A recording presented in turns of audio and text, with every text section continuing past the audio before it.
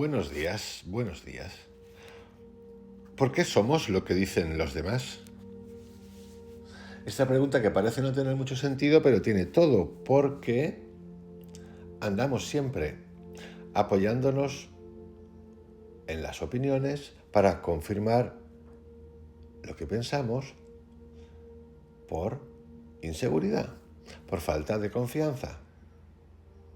Y esto que parece, o que nos quieren hacer parecer cuando nos dicen que estamos en lo pseudo, muchos que estamos en lo del rollo espiritual, digo rollo porque hay de todo, o en la epigenética, o la neuroplasticidad, en la posibilidad de cambiar con nuestra mente tanto nuestro futuro como nuestro presente y crear, ocurre, como digo, no solamente en los que etiquetan a los pseudo, sino también en los demás, y si no, mirar y observar todo este rollito del liderazgo, la motivación, de los grandes gurús, de los grandes CEOs, de las grandes empresas, que siempre andan apoyándose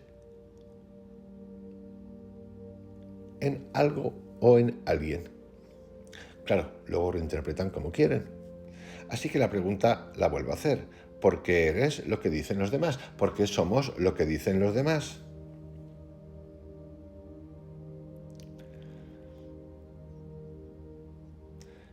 Para mí el mayor ejemplo de esto y del descubrir esto es Krishnamurti y Anthony de Melo. Esos dos. Estamos en un momento en el que ante una pregunta la respuesta ya está predeterminada o determinada. Si se te ocurre responder y esa respuesta no está en lo determinado por la sociedad, tu respuesta ni es válida y no solamente eso, ni es aceptada. Y por supuesto, quedas etiquetado. Claro, ahí entiende uno la respuesta, ¿por qué eres lo que dicen los demás? Pues por miedo. El derecho a ser tú, es decir, tu libre albedrío, que es tu libre pensamiento, tu libre cuestionamiento. Y equivocarte o no está no solamente limitado, sino que el otro, los otros, se apoderan de la verdad. Así como si nada. Esto de se apoderan de la verdad no solamente existe hoy en día con estas tendencias que imponen y condenan a los que piensan o pensamos distinto. Esto existe también en las religiones, en la ideología, esto existe en las instituciones meditativas. Apoderándose de lo que llaman tu conducta. Esa conducta es incorrecta, así no puedes empezar. Y esto también, por eso me gusta tanto Krishnamurti y Anthony de Melo, que dicen no hace falta meditar, simplemente ocúpate del día a día y ahí lo tienes todo. Ocurre en todo. La postura correcta, la respiración correcta. Tú no llevas 30 años meditando todo el tiempo. Es ya hora, os lo digo de verdad, es ya hora de empezar a revelarse. Esa revelación puede tener dos campos. Empezar a decir no, esa palabra que no le gusta tanto a los sistemas educativos, es más, hasta sistemas educativos meditativos que dicen empecemos a no utilizar la palabra no, empecemos a utilizar la palabra no, es decir, no me mamo lo que me estás contando.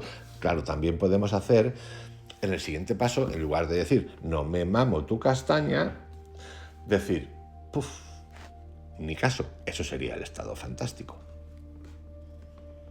Pero no preocuparos si estáis en el no me mamo esta castaña. ¿Por qué? Porque no pasa nada. ¿Por qué? Porque tienes tu derecho. Y lo que opinen los demás es su problema siempre y cuando tú tengas conciencia del porqué de la cosa. Así que aquí todo de nuevo queda abierto. Vivimos todo el tiempo, en lo que digan los demás. Porque eres lo que dicen los demás.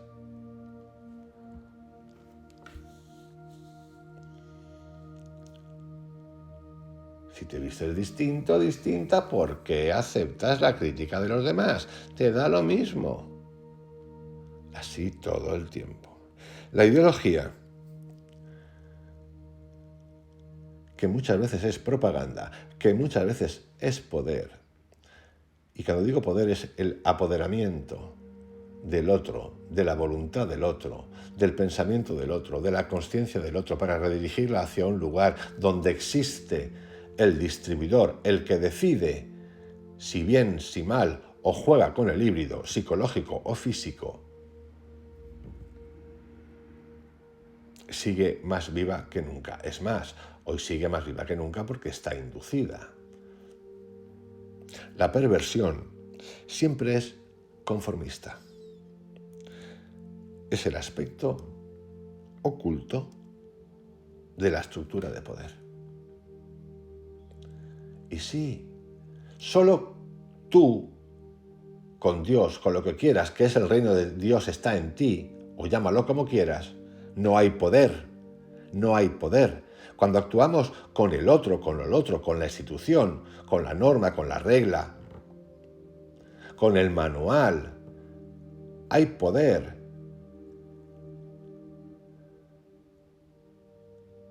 Y la estupidez puede llegar a puntos tan increíbles como en días como hoy, en países como hoy, en humanos como hoy, creo que somos humanos todavía, podemos entrar a hablar de ecología, de medio ambiente, el planeta se va al garete, desde el lugar de los occidentales, sí, y yo creo que aquí son occidentales,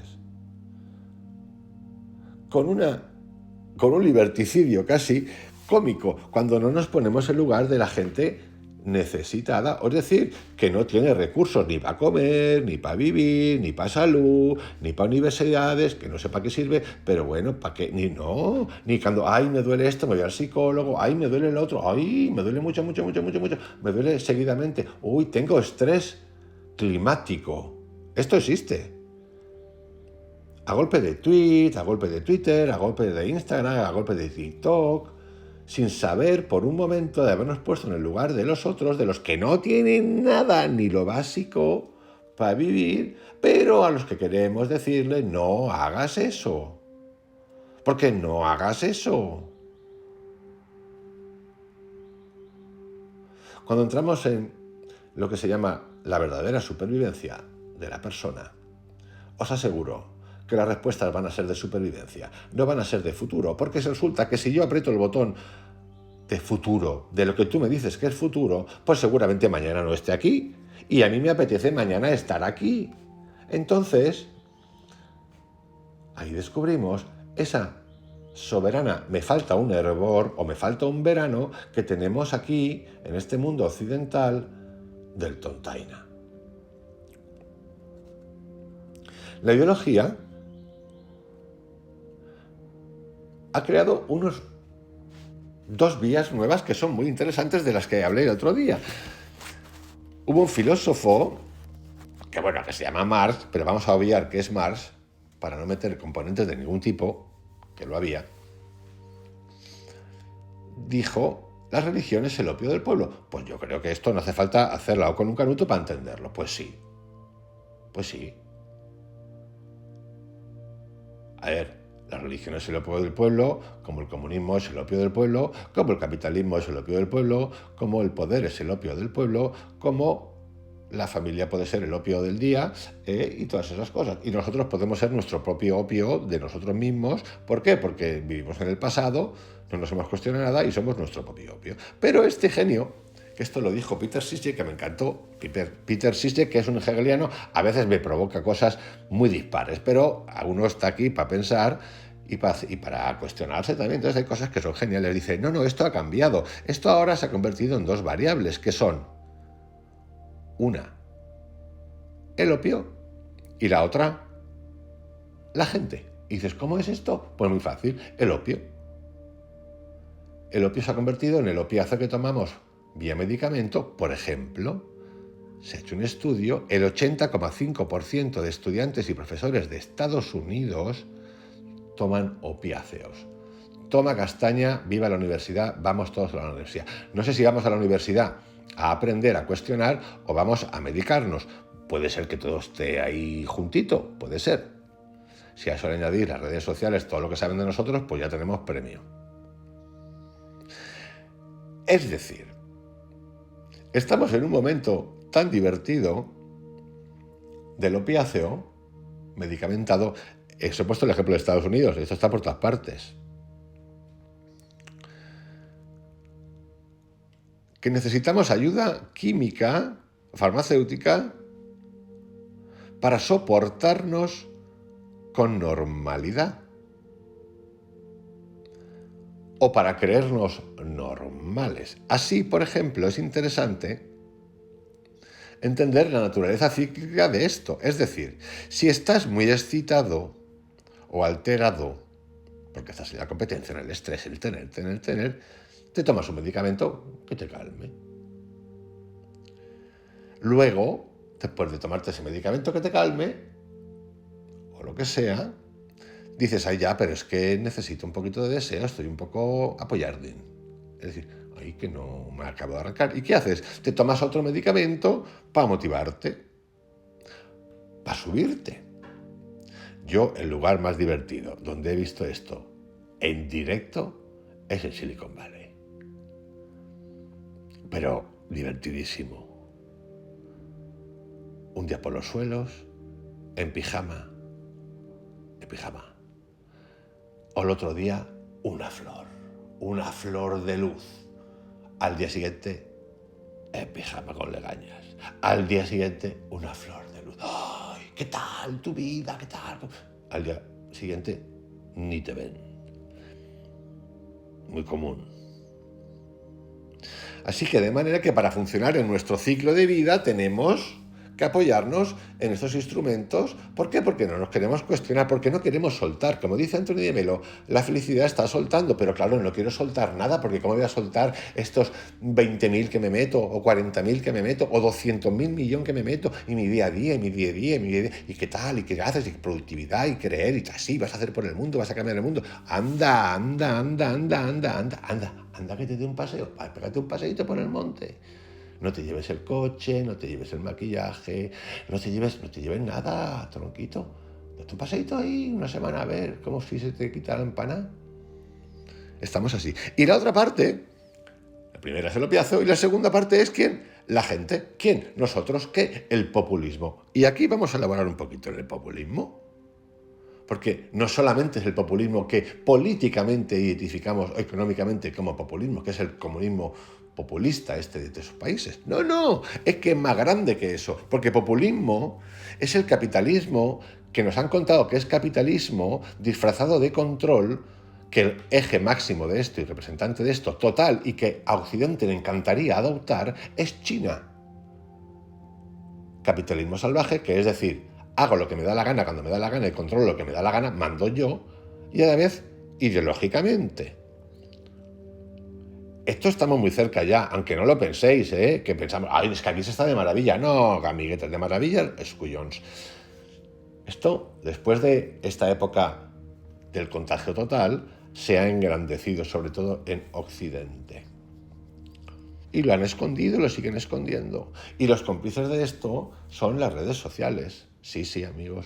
No sé si habéis seguido estos últimos meses todo lo que se ha destapado de Twitter, todo lo que sigue destapándose de acerca de la época del contagio total. Pero lo tenemos todo el día y nos lo estamos mamando de nivel galáctico. O sea que populismo no solamente es un área. No. Porque solo conviene ver un poquito el sistema social justiciero. Digo justiciero porque hacen lo que les da la gana de los sistemas capitalistas, las corrupciones que hay. Brutales. ¿Dónde? En todas partes. El control. Yo, si tengo que decir algo, pues yo me consideraría un liberal, cerca del liberalismo, pero con matices. ¿Por qué? Porque si tú dejas al final con el rollo del liberalismo, que haya gente que de repente se hace poderosa y que obviamente el ser humano la cabra tira al monte, si es que tiramos al monte, y se apodera, pues el liberalismo ya no es liberalismo, es un sistema monotemático de alguien que va a condicionar todo el mundo. Con lo cual, esto de las ideologías, la agarréis por donde las agarréis, todas tienen las patas flojas. igual que las religiones, igual que los sistemas meditativos, igual que la verdad absoluta, todo. A veces uno llega a la conclusión, yo la llego, o llego a ella con tanto manual, con tanto libro que hemos revisado juntos y que hemos leído tantas veces. Digo, ¿de verdad hace falta todo esto? ¿De verdad tengo que pasar por todo esto para entenderme? Pero entonces es infinito, ¿por qué no me pregunto? ¿Por qué no me preguntes? Es que esa es la historia, estamos todo el día acumulando. Coño, para, haz un poquito, déjate todo, dejemos, yo me lo digo a mí mismo muchas veces, día a día, tronco, día a día, levantarte, hacer esto y lo otro, el día a día. Tanto manual necesitamos, no es que tú no conoces todo ese libro, uno que tengo por aquí, de Patrul Rinpoche, que tiene 1000 y pico páginas el libro, yo qué sé lo que tiene, que es un manual culturalmente súper divertido y me encanta, de hecho trabaja con él. Precepto del bodhicitta, considerar a los demás, el modo de tomar refugio, el adiestramiento de la mente, 4 unidades, los sufrimientos específicos de los seres en los reinos, la enseñanza, explicación de lo difícil que es encontrar las libertades. Pero escucha, es que esto no para.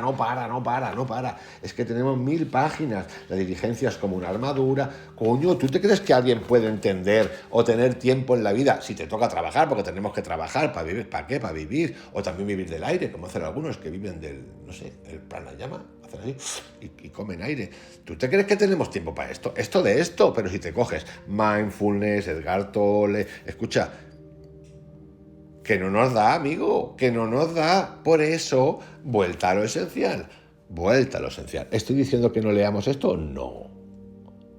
Lo que estoy diciendo es que ¿por qué somos lo que nos dicen los demás? ¿Por qué cojones somos los que nos dicen los demás? ¿Por qué no decidimos por nosotros mismos? ¿Por qué no asumimos esa responsabilidad? ¿Por qué no descubrimos por nosotros lo que queremos descubrir? Paso a paso, ¿por qué? ¿Por qué le damos tanta importancia a estas cosas y nos da un canguelo de nivel galáctico cuestionar cosas? ¿Por qué? Pero que no pasa nada. Que lo demás es miedo y vivimos en el miedo, aunque no lo creáis, hasta los que se consideran, yo también, que no tengo miedo, o que es mentira. Tenemos miedo a muchas cosas y no es el miedo ese de me ha dado el jamacuco, no, es un miedo apoyado en una serie de conclusiones que nos dicen los demás. Y esto me lleva a la pregunta que me hice el otro día de decir, entonces, ¿qué es lo que murió, por ejemplo, en la cruz? Cuando Cristo muere crucificado, ¿qué es lo que murió en la cruz? Murió un ser humano, murió un hombre, murió Dios, ya que decimos que el reino de Dios habita en mí. Murió el Hijo de Dios, murió un Dios, o murieron nuestros miedos,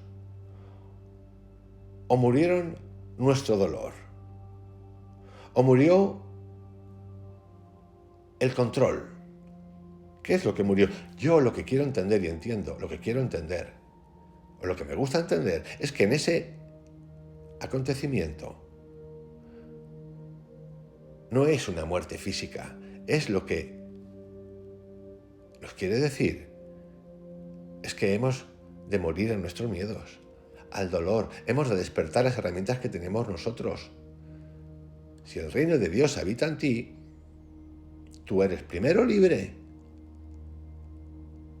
y segundo, unidad con la perfección. Por lo tanto, las herramientas están en ti. Lo que muere ahí es el control. El tuyo, con pensamientos confusos, de los que no pasa nada porque aprendemos. Y el miedo y el control que ejercen sobre los demás, ¿quién? Los que se apoderan del significado. Los que te condicionan y te condenan. Los que te apartan. Piensa como un empresario, decía uno. Piensa, sé empleado. Atentos porque es mortal.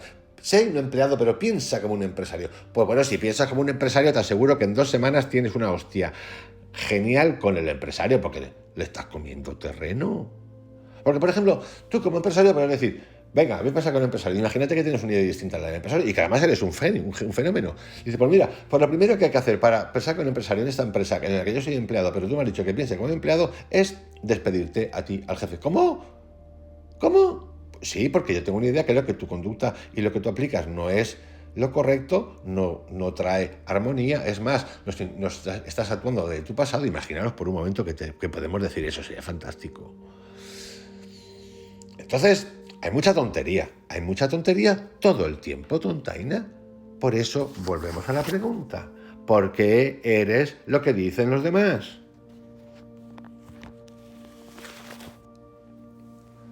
Y esa misma pregunta que nos hacemos o que yo me hago sobre qué significado tuvo que Cristo muriera en la cruz, me la puedo hacer de Buda. Pero no.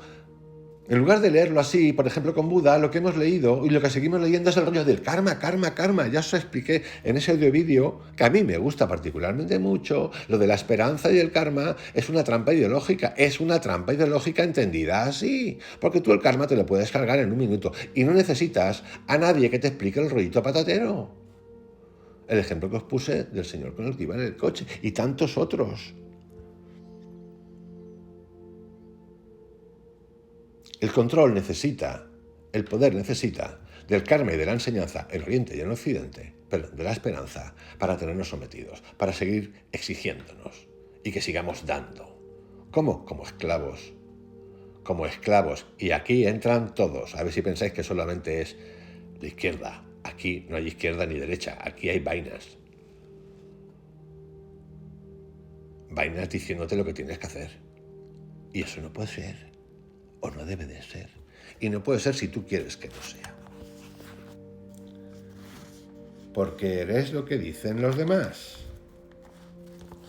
Existe un poema de un francés que se llama Paul Claudel, muy cristiano, muy católico, muy católico.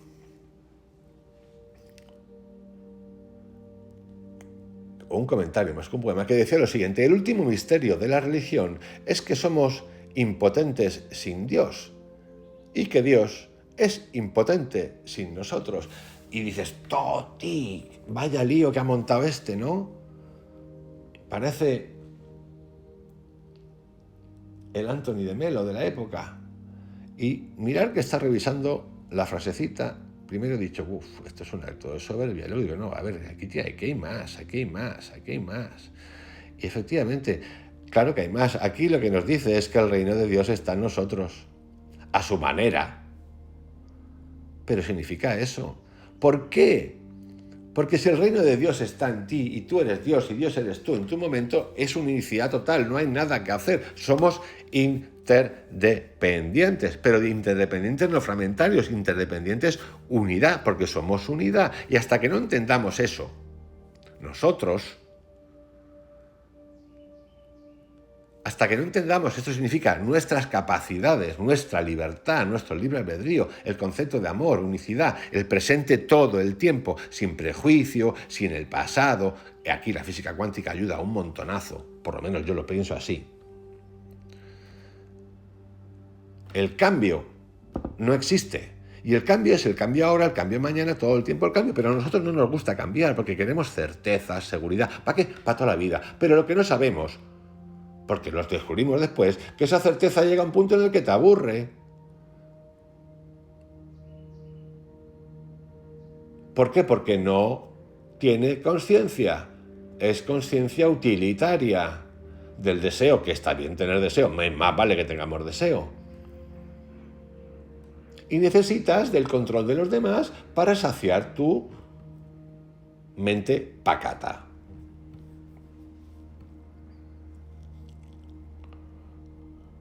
Siempre que hablamos de realidad lo hacemos desde una perspectiva, la nuestra. La ciencia utiliza supuestos, suposiciones y nosotros utilizamos preconceptos. Y así no salimos nunca del charco. Sí, la ciencia tiene que utilizar cosas que nos pide que aceptemos para empezar a investigar. Es así. Y nosotros utilizamos preconceptos instalados genéticamente, el pasado, educativos, de control. Y tampoco funciona así, porque si no cuestionamos, decimos, es que siento infelicidad, es que estoy incómoda, Pues claro, la realidad como tal no existe. Existe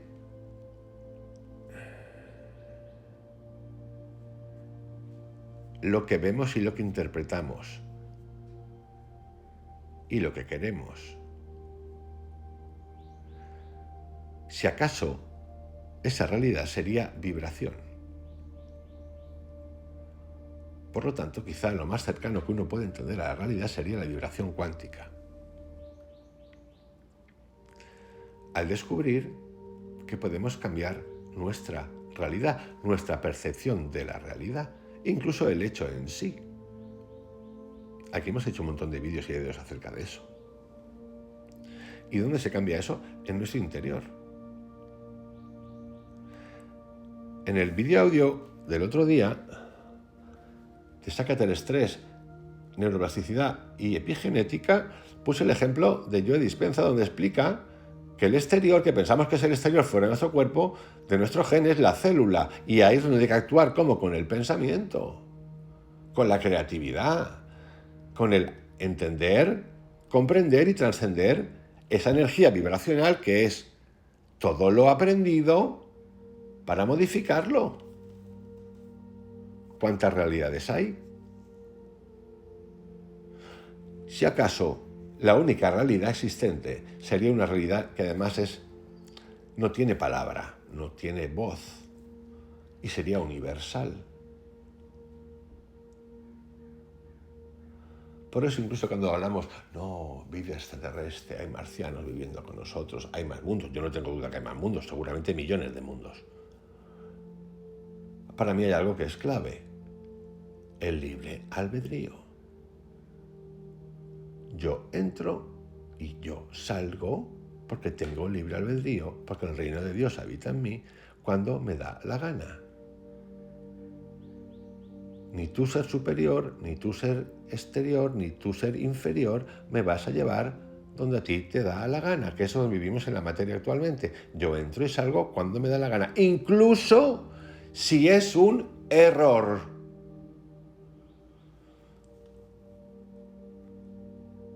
Porque si tú no tienes conciencia de que es un error, no es un error. Sí, tan sencillo como eso.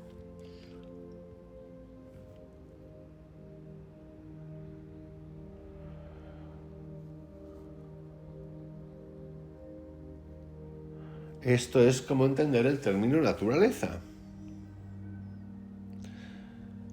El término naturaleza, la palabra naturaleza, es una categoría que incluye historia social, química, sistemas ecológicos, y todos esos significados son los que les hemos ido dando a la palabra naturaleza, que es la naturaleza, en los últimos años, limitando, como nos dice Krishnamurti y tantos otros, que un árbol no es la palabra árbol, un árbol no es la palabra, la categoría árbol o a la que pertenece. No, no lo es. Si miramos, por ejemplo, a los baduís de Indonesia, estos que llamamos tribus primitivas con muy poco contacto con el entorno, nosotros, descubriremos que su relación con la naturaleza es muy distinta de toda esta relación químico-física, biológica, estructural, ecosistémica, de la que hay tantos libros, muy buenos algunos, escritos de eso.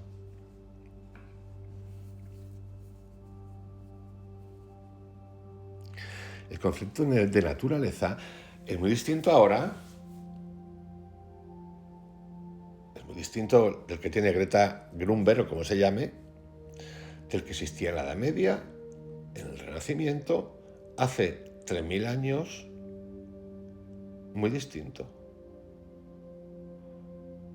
Entre otras cosas, porque no había época industrial de producción a tope. Había otras cosas, a ver si os creéis que era todo un camposantos, no era un camposantos.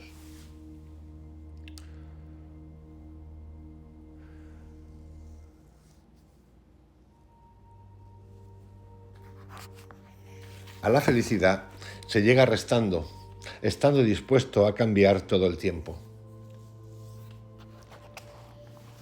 Por eso, de nuevo, la pregunta, ¿por qué eres lo que dicen los demás? Yo en particular, donde más me he acercado a este concepto, a esta interioridad de las cosas, es con la experiencia psicodélica de los hongos mágicos psilocíbilos, donde no hay significado, donde hay comprensión total de los opuestos y donde no hay particularidad, ni siquiera dualidad. Estamos todo el tiempo inventando tradiciones. Las de hace 1000 años, es más, la cosa es tan cómica como de repente uno abre un bar, imagínate, 2023, y pone Bar Los Pacos, desde 2010. Y dices, puta, ¿qué significa eso? Claro, yo estoy leyendo un poquito así más allá. Pues nada, uno diría, pues no significa nada, significa que había abierto 13 años. Vale, de acuerdo. Lo que pasa es que cuando uno utiliza la tradición que entiende como histórica y no cuestionada y validada, y ahí ya nos metemos donde queráis, libros, el primer meditador que existió, la Biblia, los Budas, lo que os salga el pepino, perdón, pero así, estamos todo el tiempo inventando tradición, entonces nos gusta. La mafia, desde el año 1900. ¡Ey! Sí, amigos, es que es eso. De repente nos gusta meter el tiempo ahí como nuestra familia, los árboles genealógicos. Coño, hay unos españoles por ahí que la duquesa de Alba, o no sé cómo se llama esto, que estos tienen el pedigrí hasta 1200. Y yo digo, tate, no puede ser estos tíos. Claro, esas cosas del pedigrí. El pedigrí es de los perros, pero a mí me da igual, porque para mí es lo mismo. Pedigrí de perros como pedigrí, porque al final es una secuencia genealógica que sea genética que se haya llevado así. Entonces me da igual porque es naturaleza, ¿no? Entonces yo cuando digo la aristocracia esta, europea o de otros países, que también hay en Asia, y que digo, pero, oye, el pedigrí. Pues hostias, algún pedigrí que nos lo venden como bueno y en realidad mejor que se hubiese acabado hace un ratito, o cortado, o que estuviese inseminado por otra parte, ¿no? La realidad, si es algo, es cuántica y parece ser, o podría ser, que está inacabada. Es más, igual ni acaba. Y hay ciertos meditadores, pensadores, que se preguntan si la misión del ser humano aquí y allí, es decir, con el tránsito saltito que llamamos muerte hacia otra cosa que también es vida, repito, hay ciertos meditadores y pensadores que se preguntan si la misión del ser humano aquí y allí y de vuelta aquí es darle forma a esto, entenderlo. Tenemos una plaga que nos vendieron hace mucho tiempo, que es el del culturalismo, todo el mundo entendiendo las otras culturas desde ese lugar intelectual, con el fin de acercarnos, que en realidad solo tocamos a través de los libros. El ejemplo del medio ambiente es uno. El culturalismo, entendido como lo entendemos, solo en los libros, es un verdadero bluff. Nada es mejor que la experiencia. La realidad es cambiante, igual que la felicidad. Todo está en nosotros. Os envío un gran abrazo y os dejo con la pregunta, que también me la hago yo. ¿Por qué eres? ¿Por qué soy lo que dicen los demás? Que tengáis un excelente día. Hasta mañana.